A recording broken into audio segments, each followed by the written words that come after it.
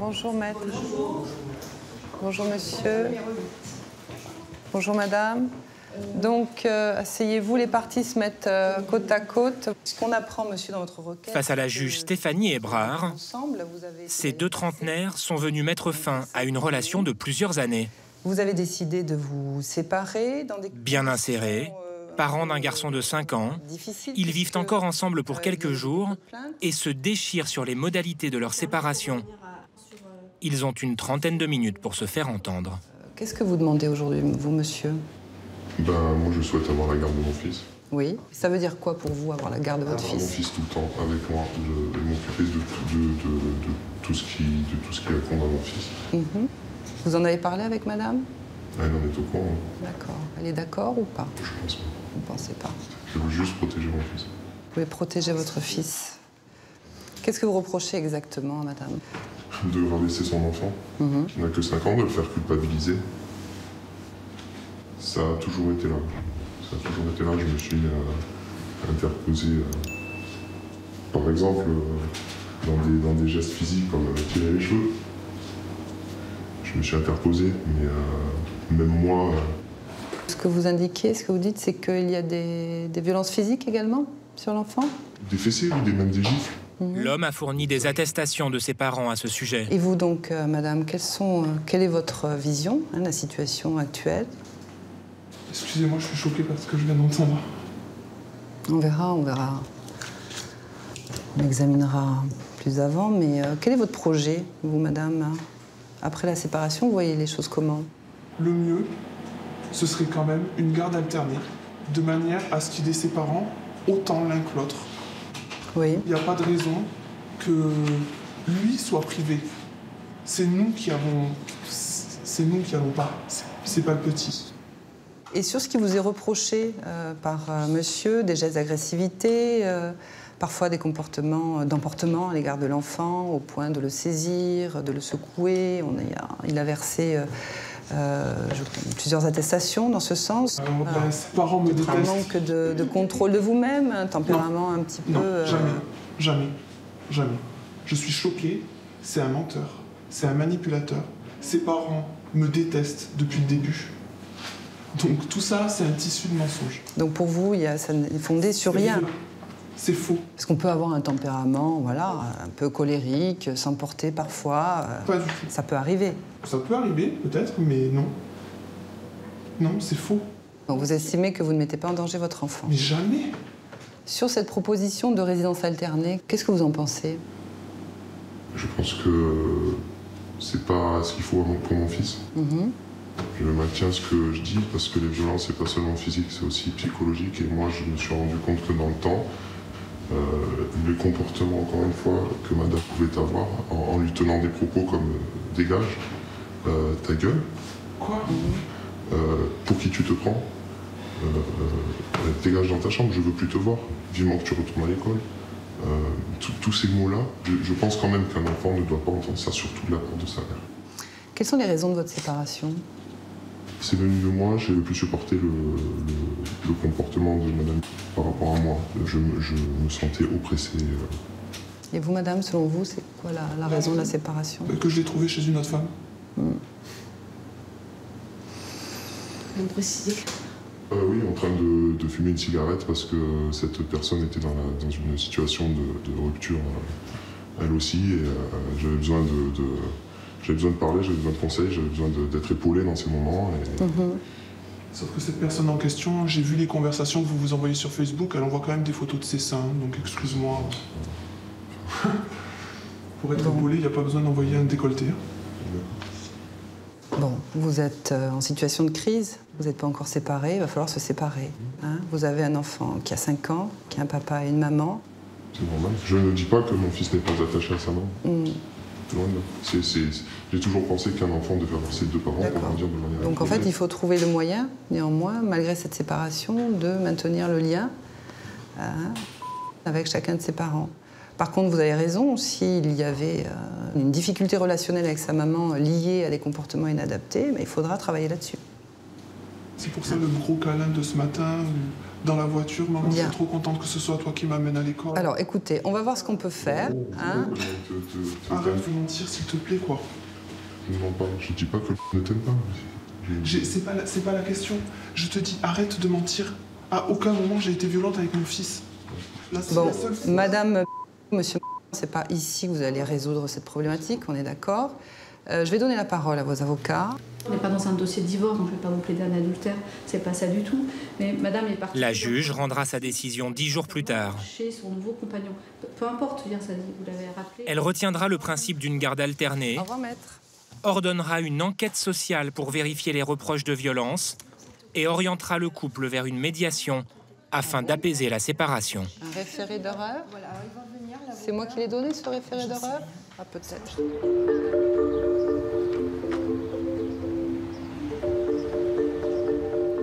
En France, près d'un couple sur deux, marié, pacsé ou en concubinage, décide un jour de se séparer.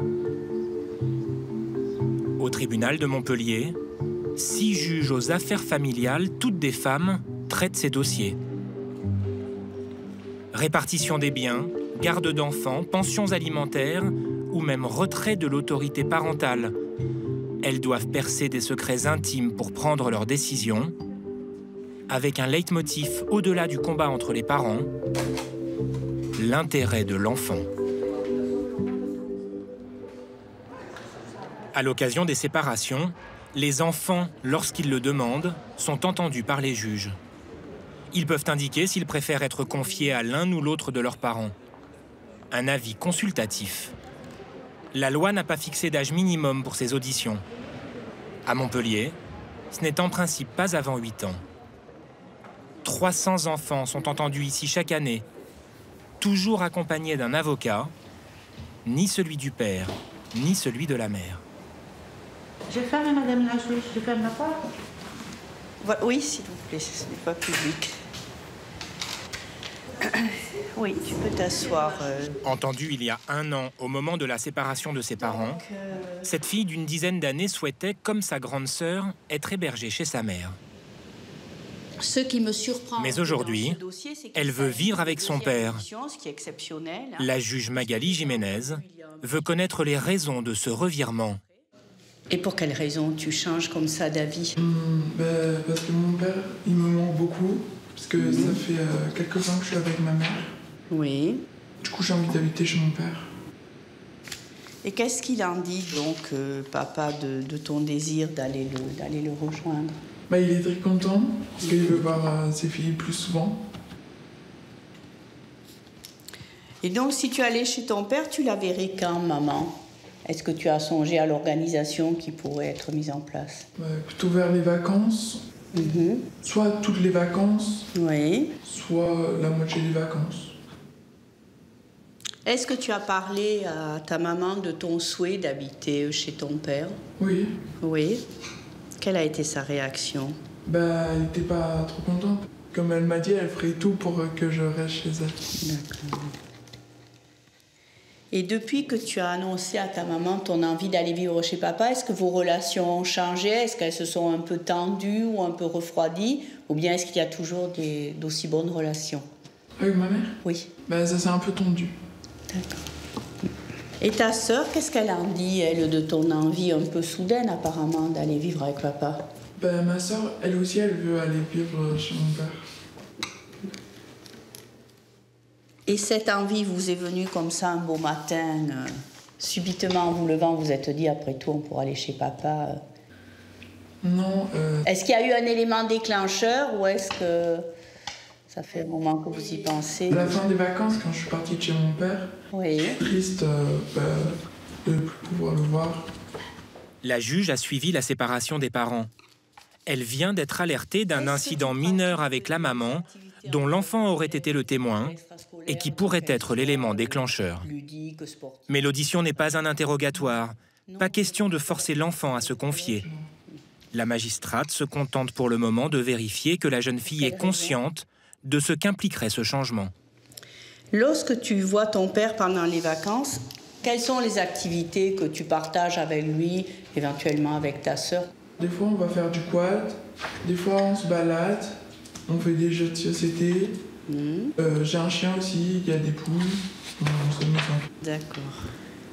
Si tu allais vivre chez ton père, est-ce que tu sais quel collège tu fréquenterais dans la région de Tours? Non, il y en a plein. Non, je ne sais pas. Mais papa t'a pas indiqué, par exemple, si tu venais avec moi, tu serais inscrite dans le collège de tel ou tel. Non. D'accord. Alors, est-ce que ton père a une compagne ou un compagnon, d'ailleurs, je n'en sais rien, ou est-ce qu'il vit seul? Il a une compagne. Il a une compagne. Quels sont tes rapports avec cette compagne? Est-ce que vous entendez bien? Est-ce que ce sont des rapports plutôt froids ou plutôt affectueux ou alors carrément détestables? Bon, on est très proches, elle est hyper gentille. Alors donc, la loi m'impose de rendre compte à chacun de tes parents tout ce que tu m'as dit. Néanmoins, afin de pas faire de peine à l'un ou l'autre de tes parents et afin que tu ne sois pas éventuellement ennuyé à ce sujet par l'un ou l'autre de tes parents après, il y a certains éléments que je peux modérer, c'est-à-dire adoucir. Qu'est-ce que tu en penses? Est-ce qu'il y a des éléments que tu ne souhaites pas que je dise ou que je dise de façon différente? Non, c'est mieux de le laisser comme ça. Bon. Voilà, je te libère, jeune fille. Merci. S'ils estiment qu'il y a mensonge ou manipulation, les parents pourront demander à être réentendus. La jeune fille retrouve sa maman chez qui elle vit encore pour le moment. Ça a été? Oui. C'est une grande maintenant. Elle a parlé très bien, très correctement, n'exposait personne. Elle aime beaucoup maman, papa et elle est apaisée. C'est bien, c'est le principal. La magistrate n'a pas encore pris de décision dans ce dossier. Merci à vous. Merci beaucoup. Au revoir.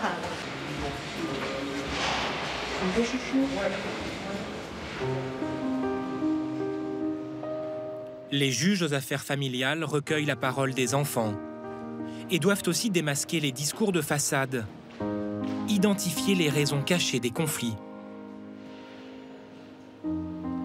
Cet homme partage la garde de ses 2 filles avec son ex. Mais selon lui, depuis plusieurs mois, la Benjamine ne veut plus aller chez sa mère, qui a porté plainte contre lui pour non-présentation d'enfants. Vous ne dormez pas, vous allez voir des amis pour essayer de vous confier un petit peu, pour essayer de vous libérer un petit peu. Vous êtes soutenu par des amis, la famille. Mais c'est des mails sans arrêt, c'est une perte d'énergie, de temps, et des relations malsaines, donc il n'y a rien de bon. L'ancienne compagne, elle, pense que sa fille, âgée de 11 ans, est manipulée. Je veux voir mon enfant, je veux que ma fille revienne chez moi. Quand on est couplé complètement de son enfant, c'est des nuits blanches, c'est des nuits d'angoisse, c'est très difficile. Bonjour monsieur, bonjour maître, bonjour madame. Entrez, asseyez-vous. À chaque audience, la juge Hébrard utilise la même méthode. Asseyez-vous. Je préfère que monsieur soit assis à côté de madame. Voilà. Elle rapproche les parents, Bon, alors, dans ce dossier, au moins physiquement dans un premier temps. on a envie de vous poser la question, est-ce que vous arrivez à discuter autrement que par courrier officiel? Madame? Oui. Oui, vous y arrivez quand même? Ça arrive. Ça arrive, mais monsieur? Ça arrive. Très rarement. Très rarement. Est-ce que vous êtes d'accord? Le père demande aujourd'hui la garde exclusive de sa fille. Est-ce que vous pensez qu'il est en danger chez sa maman? Sur certains points, oui. Lesquels? Une religion exacerbée avec des prières matin, midi et soir à table, des vierges de partout 2 mètres à la maison. Vous l'avez constaté? C'est quelque chose? Oui. Et ça perturbe? Bien sûr. Et vous pensez que c'est à cause de ça qu'elle ne veut plus aller chez sa maman? Il y a une partie de ça. D'accord. Mais la juge a entendu l'enfant. Le problème pourrait en fait être ailleurs. Papa contre maman, comme ça, au moins, voilà. Ce qu'on apprend, c'est que elle refuse de vous voir suite à la discussion sur le collège. Oui. L'enfant souhaite aller dans un établissement près de chez son père, mais sa mère, qui habite à plusieurs kilomètres, s'y oppose catégoriquement. Elle est venue dire au juge qu'elle ne voulait plus aller chez sa maman. Là-dessus, au début de l'entretien, c'est clair. Et je veux aller au collège de Pignan. parce que Clémenceau, il y a des bagarres dans la cour. Elle veut aller à Pignan. C'est ça qui l'occupe. C'est quand même, elle veut aller à Pignan. Elle vous dit que mes parents se sont séparés quand j'avais environ 4 ans. Ils se sont beaucoup disputés. Ça ne se passait pas bien. Et concernant sa maman, ça ne veut pas dire que je ne l'aime pas. C'est ma maman. Ne plus la voir quand même, ça n'est pas raisonnable. Donc en fait, moi, ce que j'entends c'est pas qu'elle n'aime pas sa maman.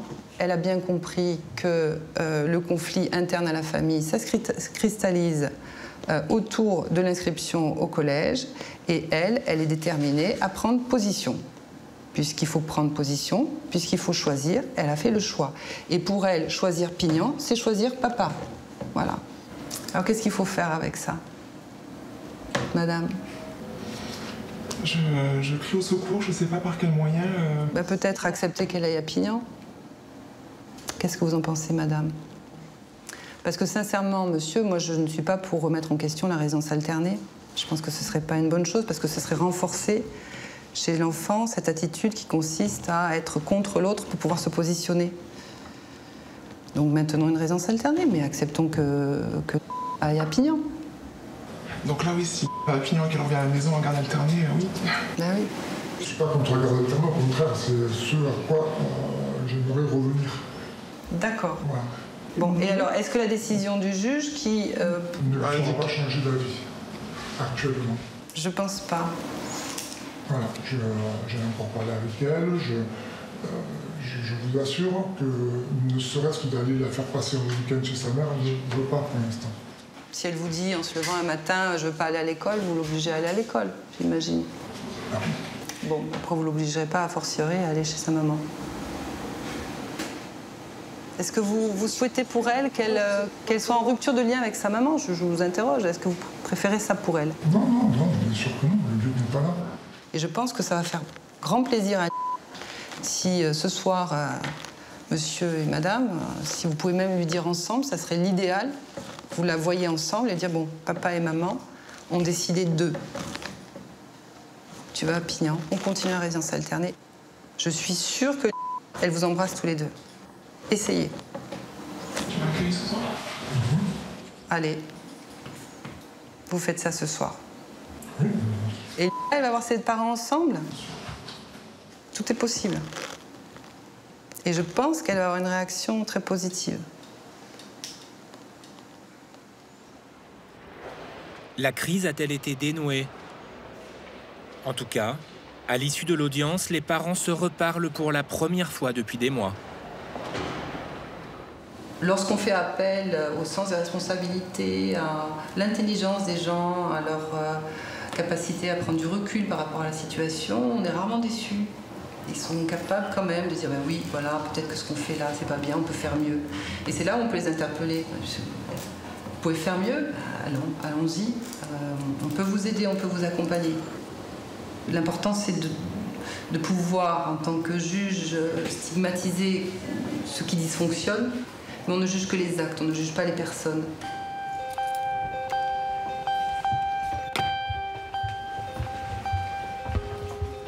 Ces juges de l'intime doivent parfois s'immiscer au cœur de familles brisées, comme lorsque l'un des parents décède.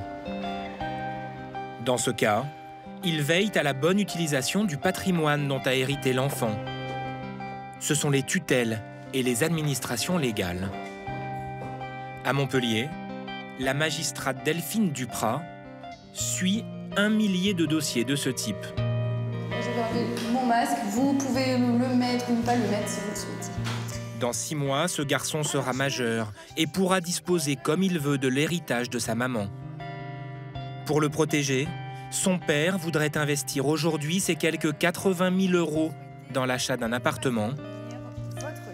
Il a pour cela besoin de l'accord de la juge. J'ai demandé ceci parce que j'ai eu déjà une première expérience avec son frère qui était majeur et qui a touché dans cet argent, un peu plus de 80 000 € et qui a dépensé plus de 20 000 € en 3 mois l'année dernière. Ça lui a brûlé les doigts. Voilà, disons que c'était de l'argent de décès de leur maman. Ouais. Et il s'était mis dans la tête que il ne devait pas l'avoir. C'est souvent le cas. Voilà. Vous savez, c'est souvent le cas. C'est-à-dire que c'est tellement douloureux et on peut l'imaginer, voilà, de perdre sa maman. Vous êtes arrivé, ça s'est passé en 3 secondes à la maison. D'accord. Ça remet un peu. Elle est décédée brutalement. Brutalement, à la maison, D'accord. avec nous. D'accord. En présence des enfants. Ok. Ok. Et donc je veux pas qu'il, comme il part en plus un peu, il fait quelques bêtises, hein, et voilà. Donc je voudrais le préserver, c'est pour ça que j'ai monté une SCI, que je veux, comme son frère, acheter un appartement, le temps qu'il soit majeur, qu'il soit autonome, et après le lâcher de ses propres ailes, mais au moins qu'il ait un toit, qu'il soit protégé. Qu'est-ce que tu veux me dire, toi? Vas-y. Rien, c'est vrai? Je suis sûre que t'as une idée pourtant. Non. Qu'est-ce que t'en penses, toi, du fait que papa il s'inquiète, que cet argent, il te brûle les doigts? Ben non, moi ça m'énerve, moi. J'ai des sous et après j'ai plus de sous. D'accord. Et alors, toi, c'est quoi ton idée? Ici, je suis d'accord pour acheter l'appartement, mais qu'il me reste des sous pour si j'ai envie d'acheter une voiture ou un truc, ou que j'ai un travail, mais que je suis endetté, que j'ai des sous de côté. Faire des soirées pour m'amuser. Ah, c'est pas pareil, hein? C'est pas tout à fait pareil, hein? Ouais, je sais. Parce que là, t'es passé d'un truc un peu, je suis un peu inquiet pour l'avenir, à je veux m'éclater, vive la fête, balançons tout, tu vois. Il fait des bêtises, hein, et voilà, je vois que dans son comportement, voilà, 2 ou 3 fois il m'a dit cet argent il n'est pas à moi. Et alors, c'est quoi les bêtises là qui vous font Parce que vous me parlez depuis tout à l'heure, vous m'en parlez des bêtises, alors ça vous tracasse ça aussi. Oui. Allez, on va. Et tu sais quoi? Je sais exactement de quoi il s'agit. Donc vas-y, envoie, comme ça après on sera débarrassé. Allez. Mais pourquoi c'est moi qui le dis? Moi, Parce que c'est un début d'assumer ses actes dans la vie. Je sais pas, j'ai volé une voiture, on a fait une course-poursuite et on a tapé les papiers et tout. Ouais. T'as vu qui pour ça? Le juge. Ah ouais, le juge des enfants. Donc pour résumer de ce que tu m'as dit tout à l'heure, de ce que j'ai pu comprendre, tu serais plutôt d'accord avec l'idée de papa, mais tu voudrais quand même qu'il laisse un petit peu de liquide, de liquidité, on dit, pour au cas où. Ouais. C'est ça l'idée. Ouais. D'accord, mais sinon tu serais plutôt d'accord. Ouais. L'avis de l'enfant n'est que consultatif. Le dialogue est ici un moyen de lui faire accepter la décision.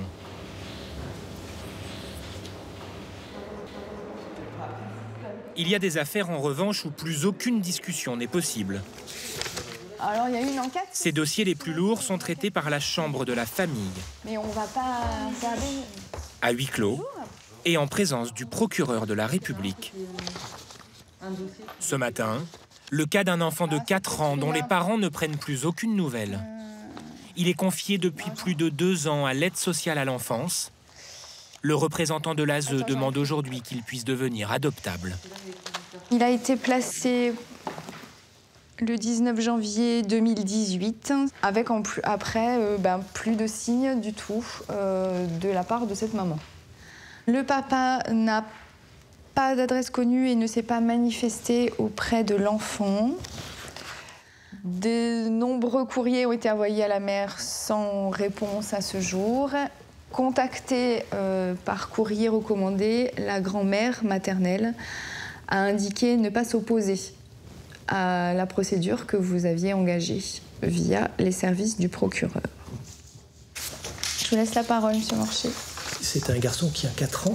En fait, il est scolarisé en petite section. Il suit avec plaisir sa scolarité. Il est très bien adapté à l'école. Il a des camarades. Il compte jusqu'à 17. Il rentre dans les apprentissages. Sur le plan comportemental, il peut avoir des difficultés à partager des jeux et des activités. Voilà. Donc c'est un petit garçon pour lequel le statut de pupille permettra effectivement d'élaborer un projet et pourquoi pas le faire adopter si... Qu'il puisse être adopté, c'est ça. Hein. Qu'il puisse être adopté. Des parents qui délaissent leurs enfants, d'autres qui les mettent en danger. L'affaire suivante concerne un couple et ses 2 enfants. La mère s'est volatilisée et le père est parti avec les 2 filles, alors âgées d'une dizaine d'années, faire le djihad. Après donc, le départ de cette maman, le papa garde les filles avec lui et il les emmène en Syrie.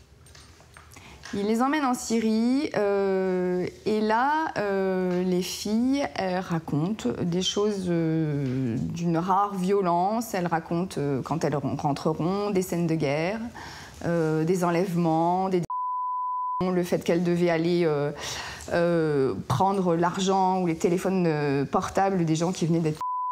Enfin, des choses absolument affreuses. En 2015, le père rentre en France avec ses filles. Elles sont placées en famille d'accueil. Lui est condamné à 7 ans de prison. Il vient d'être remis en liberté. Il va l'arrêter. Elles ont très peur, très très peur. Et quand je les reçois, elles ne savent pas que leur papa est sorti de détention début juin. Je prends, moi, sur moi de leur dire la vérité, parce que l'institution judiciaire a emprisonné leur père. L'institution judiciaire doit aussi leur dire quand leur père est libéré. Donc là, elles sont choquées. Elles sont choquées et elles ont très très peur. Elles ont très peur. Elles sont persuadées que leur père va venir les chercher et les enlever. Les adolescentes, absentes à l'audience comme leur père, sont représentées par leur avocate. Et ce retrait d'autorité parentale, parce que aussi depuis 5 ans, elles nous disent qu'elles veulent qu'il n'y ait plus de lien avec leur père.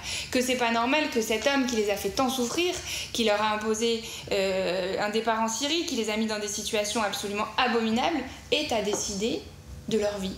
Est à décider de l'école, est à décider de l'activité ou de la colonie de vacances dans laquelle elles vont aller cet été, est à signer pour tous ces choix qui sont leurs choix du quotidien, qui sont le choix de la vie qu'elles essayent de reconstruire. Et on ne peut que formuler le souhait que cette décision permette véritablement de se tourner vers l'avenir, de se construire vers leur avenir et qu'elles puissent prendre un nouveau départ, et c'est extrêmement important pour elles. Le tribunal prononcera le retrait total de l'autorité parentale. C'est le cas dans une dizaine de dossiers chaque année à Montpellier.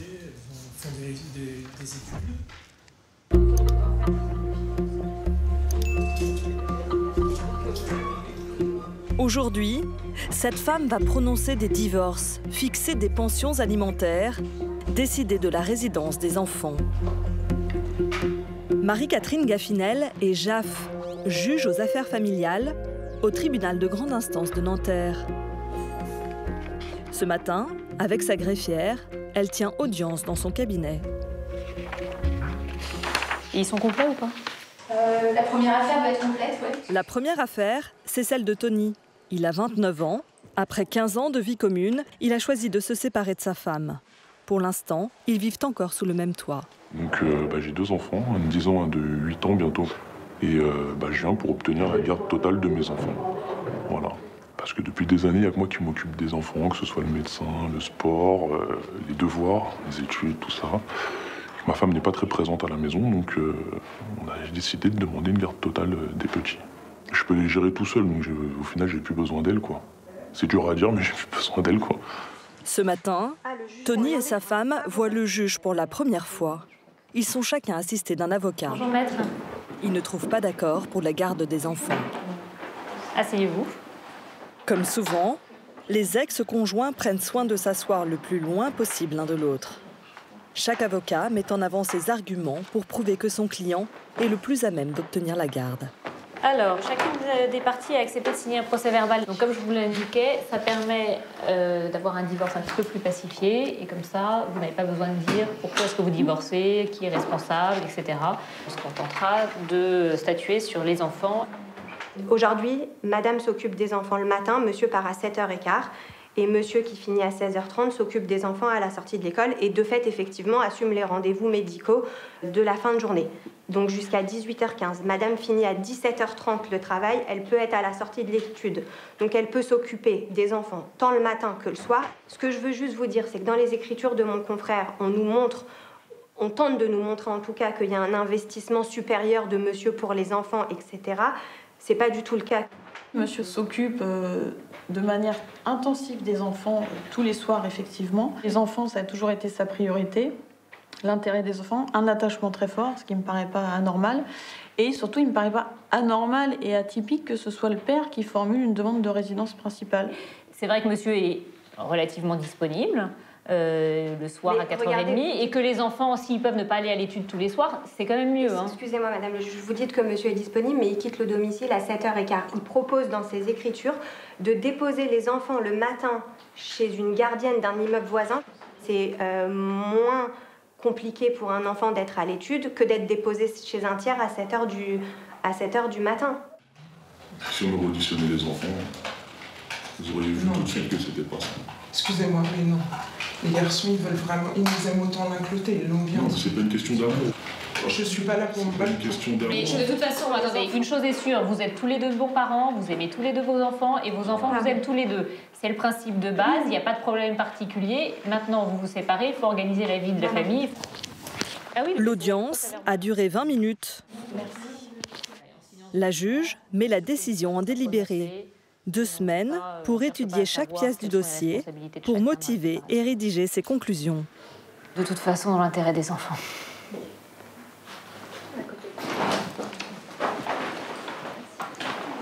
Tony espère échapper à la résidence alternée. Le problème d'une garde partagée, c'est qu'une semaine, les enfants vont recevoir une certaine éducation, et en fait, une autre semaine, ils vont recevoir une éducation différente qui peut peut-être les embrouiller. Et moi, je trouve pas ça bien, en fait. La juge optera finalement pour une résidence alternée. 1 semaine chez le père, 1 semaine chez la mère. Le JAF est un arbitre parachuté dans les histoires de couple, où la vérité de l'un se confronte souvent à celle de l'autre. Et c'est à lui seul de trancher. On sait très bien que les décisions qu'on prend ont une très grande incidence dans la vie des gens, que si pour nous c'est un dossier parmi d'autres et quand on rentre à la décision tel jour, on se souvient plus très bien quelle décision on rend. Je sais que pour les personnes qui vont la lire, c'est la décision peut-être de leur vie, enfin, c'est peut-être la seule et unique fois qu'ils auront affaire à la justice, ou alors ça fait partie d'une succession, ça s'inscrit dans une succession de décisions et ça n'en est pas moins important. Donc il faut vraiment toujours avoir ça en tête, se dire que pour les gens, c'est très extrêmement important. Au tribunal de grande instance de Nanterre, dans cette annexe, le pôle famille. Ici, 9 JAF, 9 femmes, traitent chacune près d'une centaine de dossiers par mois. Des consentements mutuels qui se règlent en quelques minutes. Donc aujourd'hui, je prononce votre divorce. Ou des divorces contentieux qui peuvent prendre des années. L'affaire 22. Quels que soient les cas, le principe cardinal qui guide chaque décision, l'intérêt de l'enfant. Marie-Catherine Gaffinel, 37 ans, exerce ici depuis 1 an. 3 fois par semaine, elle tient des audiences marathon, jusqu'à 20 dossiers par jour. On ne peut pas être JAF si on n'aime pas le contact et si on n'aime pas les audiences, parce que c'est quand même une de nos principales activités. Et effectivement, moi j'aime bien être au contact des gens, les écouter, essayer de trouver une solution à leurs problématiques. Et tenir l'audience est un moment que j'aime bien. Une bonne audience, c'est aussi une audience où il se passe quelque chose? Une bonne audience, c'est une audience où on a l'impression que les gens ont compris ce qui s'était passé, qu'ils ont compris les enjeux. Mais une bonne audience peut aussi être un moment où il se dit des choses très importantes et il n'y a pas d'accord, mais où les parties ont entendu la position de l'autre et ont entendu aussi ce que le juge avait à dire. Mais les bonnes audiences n'arrivent pas tous les jours. Et dans son quotidien, Marie-Catherine Gaffinel doit affronter des situations parfois très houleuses. Certains divorces mettent des années à se régler, quand les ex-conjoints se livrent des batailles sans fin devant les tribunaux. Divorcé depuis 8 ans, cet homme passe pour la 4e fois devant un juge aux affaires familiales. Il ne veut plus payer les 300 € de pension alimentaire. Et comme souvent dans les affaires de divorce, le nerf de la guerre, c'est l'argent. Alors, monsieur, vous êtes seul, vous n'êtes pas assisté d'un avocat, d'accord? Et madame, c'est comme ça qu'on prononce? Oui. Alors, vous avez 3 enfants qui sont tous majeurs. L'enfant aîné, c'est déjà terminé. Il travaille depuis fin 2013. Et vous ne payez plus? Non. Non. D'accord. Donc vous demandez la suppression pour qui? Pour les 2 derniers qui sont majeurs. Moi, j'ai 1500 brut. Je dois payer la pension alimentaire, plus un recours pour ma mère. J'ai amené les pièces originaux. Vous avez fourni votre dernier avis d'imposition, monsieur? Oui, bien sûr, oui. Et votre dernière fiche de bulletin de salaire? Vous l'avez amené, vous inquiétez pas. Vous inquiétez pas. Elle paye 685 € de charge. Donc, monsieur, s'il vous plaît. J'ajoute également qu'il ne prend, monsieur Caroui ne voit jamais les enfants, il ne les prend jamais. Il ne leur paye ni vacances, ni cadeaux, ni quoi que ce soit. C'est madame qui paye tout. Il ne voit pas ses enfants. Avec 902 € pour assurer pour elle et les 2 enfants, vous devez bien comprendre que c'est largement insuffisant. Elle a laissé 0 € sur le compte. Laissez-moi terminer. Monsieur, s'il vous plaît. Monsieur. Enfin, je demande à votre tribunal de maintenir la pension au motif, au montant qu'elle avait été fixée en 2012. Je souhaite reprendre la parole, s'il vous plaît. Je n'ai pas demandé Alors, allez-y, monsieur. Brièvement, monsieur, parce que vous êtes... L'aîné, il travaille en Suisse. Et il est plutôt dans une situation très confortable. D'accord, mais monsieur, c'est pas au frère aîné, c'est pas le frère aîné qui doit prendre en charge ses frères et sœurs, enfin ses frères en l'occurrence, pour les entretenir. Ça fait partie des obligations des parents d'entretenir leurs enfants jusqu'à ce qu'ils soient indépendants et autonomes. D'accord, madame le juge. Non, les débats sont clos. Sur une question financière, je regarderai avec attention vos pièces. Et je pourrais décider si oui ou non il faut une suppression ou une diminution ou un maintien, comme c'est le cas actuellement. Non, monsieur, les débats sont clos. Je vous remercie de quitter la salle. Elle vous a même pas dit la vérité ou alors... Monsieur, je suis diabétique et j'ai non. Alors oui, d'accord. Je vous dirai une chose, je suis diabétique. Moi, mes dents, je les arrache à la maison. Vous avez les moyens pour payer un médecin. Monsieur, je dois me faire masser les pieds, je ne peux même pas me baisser. Mais vous avez les moyens de le faire. Je suis le père des enfants. Monsieur, je vous invite à quitter professionnel. C'est le pognon que vous voyez, vous crèverez avec. Elle est venue avec son avocat, moi je suis venu avec mes prières. Monsieur. Au revoir, madame. Au revoir, monsieur. 4 juin. 4 juin, merci. Je vous en supplie. Les débats sont clos, monsieur. Dans cette affaire, comme dans les autres, la juge doit se détacher de ses émotions. Elle décidera de maintenir les pensions alimentaires que verse le père.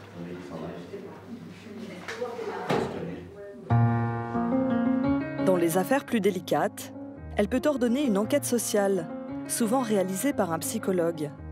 Un outil pour y voir plus clair. C'est le cas pour cette femme séparée depuis 1 an, qui espère obtenir la garde totale de ses enfants.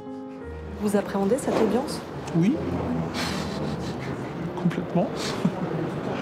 Oui, j'appréhende parce que c'est déjà c'est quelque chose de très officiel. On est en face d'une certaine forme d'autorité, donc c'est impressionnant. À l'autre bout de la pièce, son ex-conjoint s'entretient avec son avocate juste avant l'audience.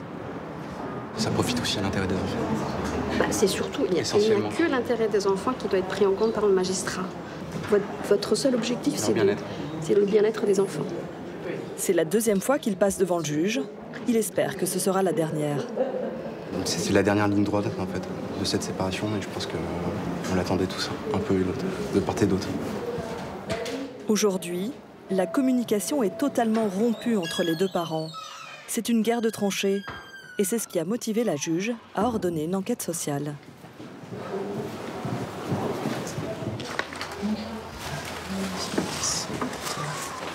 Asseyez-vous. Bonjour monsieur. Bonjour madame. Vous avez pu prendre connaissance du rapport d'enquête sociale? Est-ce que vous êtes parvenu à un accord à l'issue de celle-ci ou pas du tout? Du tout. Bon. Alors, la conclusion de l'enquêteur, c'est de dire que vos enfants étaient exposés à des discours parentaux dégradés, c'est-à-dire que vous critiquiez, et c'était surtout relevé pour vous, monsieur, que vous critiquiez souvent la façon de faire de la mère, ce qui était préjudiciable pour les enfants. Monsieur, vous n'hésitiez pas à critiquer et à émettre un certain nombre de suspicions à l'égard de madame, alors que... pour votre part, vous étiez quand même plutôt respectueuse et en tout cas, vous n'émettiez pas trop de critiques, en tout cas devant l'enquêteur. Je constate juste que le problème soulevé à la précédente audience, c'est-à-dire un problème de coparentalité, vous n'arrivez pas à prendre les décisions ensemble, on revient à 4 mois après, le problème est identique. Aujourd'hui, est-ce que vous pouvez avancer et passer au-delà de ça? Je ne connais pas beaucoup de papas qui, du jour au lendemain, sont capables de mobiliser une famille, d'acheter un appartement, en tout cas de trouver un logement, à proximité de celui de la mère, pour pouvoir s'occuper de ses enfants. Je voudrais être auprès d'eux dans leur quotidien. Tout simplement pour les suivre dans leur quotidien. Et ne pas être le papa exclusif d'un week-end tous les 15 jours. Moi, je ne suis pas du tout dans un rapport de confiance. C'est simple, la confiance, elle n'est pas là. Le problème, c'est que quelle que soit la décision que je rendrai, je ne pourrai jamais être suffisamment précise pour pallier votre manque de communication. Je ne pourrai jamais dire c'est telle heure, tel jour, tel endroit, au coin de la rue, etc.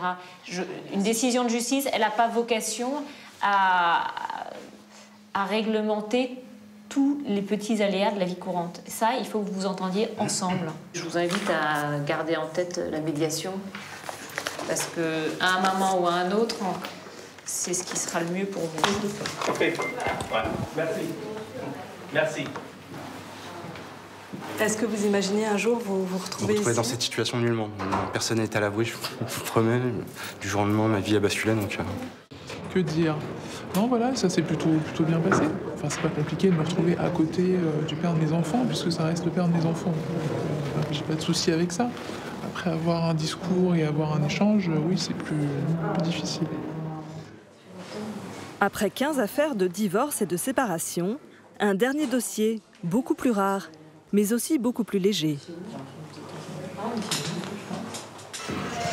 Entrez, maître. Merci. Alors, vous êtes madame Ying. C'est ça. Vous avez déposé une requête afin de changement de prénom. Oui. Vous vous appelez donc de votre prénom Ying. Ouais. Et vous auriez souhaité que votre prénom, ça soit Elodie Ying, enfin qu'on rajoute donc... oui, on rajoute qu'on rajoute Elodie. Vous allez m'expliquer ça, sachant que le ministère public n'a pas d'opposition à votre demande. Elle est mariée avec un Français, elle a un enfant qui porte également un prénom français, donc voilà. Dans un souci d'unité familiale, elle souhaiterait désormais porter le prénom Elodie, sans toutefois renier ses origines, puisqu'elle souhaiterait conserver en second prénom Ying. Madame, est-ce que vous pouvez expliquer votre démarche? Il y a des problèmes tous les jours dans la vie quotidienne.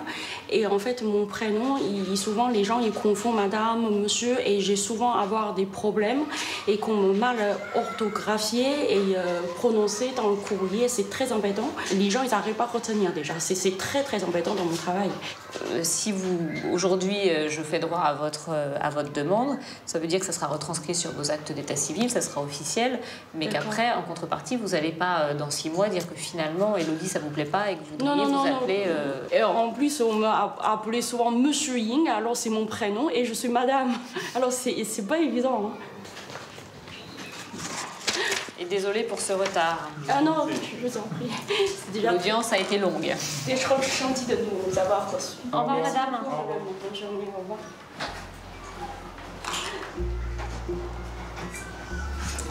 « 2h moins 10, notre record. » C'est vrai, hein, on n'a jamais fait aussi tard.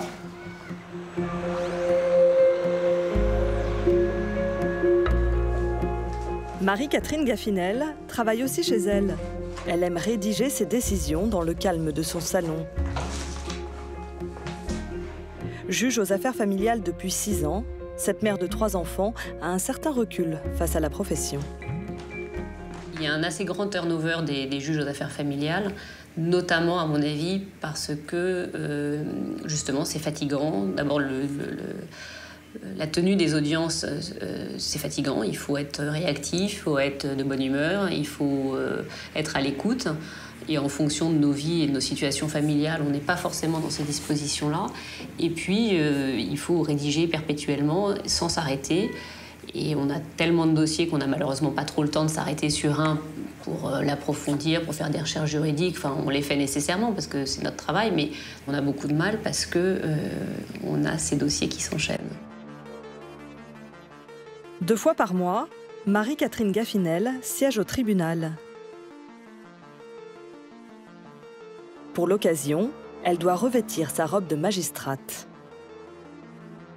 Cette chambre statue sur les filiations, les adoptions, prononce des annulations de mariage, tout ce qui touche à l'état civil des personnes. Le ministère public n'est pas là. Une audience où elle est habituellement assistée de 2 autres juges. Non. Mais aujourd'hui, elle prévient les avocats qu'elle siégera seule. L'audience va se tenir à juge-rapporteur si vous n'y voyez pas d'inconvénient. L'audience va se tenir à juge-rapporteur compte tenu des effectifs du tribunal à cette période. Les audiences se tiennent en présence d'un procureur. Nous attendons le ministère public, puisque ce sont des audiences où le ministère public est présent pour donner son avis. Cette chambre tranche essentiellement des affaires de filiation, 120 par an. La juge examine aujourd'hui la demande de Pierre Axel, un jeune homme de 26 ans, qui souhaite porter le nom de famille de son père biologique et pas celui de son père actuel, qu'il a reconnu à la naissance. Aujourd'hui, Pierre Axel intente une action pour contester la paternité de monsieur et voir reconnaître celle de Léonie. Son avocate réclame ce changement de nom, ainsi que l'avocate de sa mère et de son père biologique.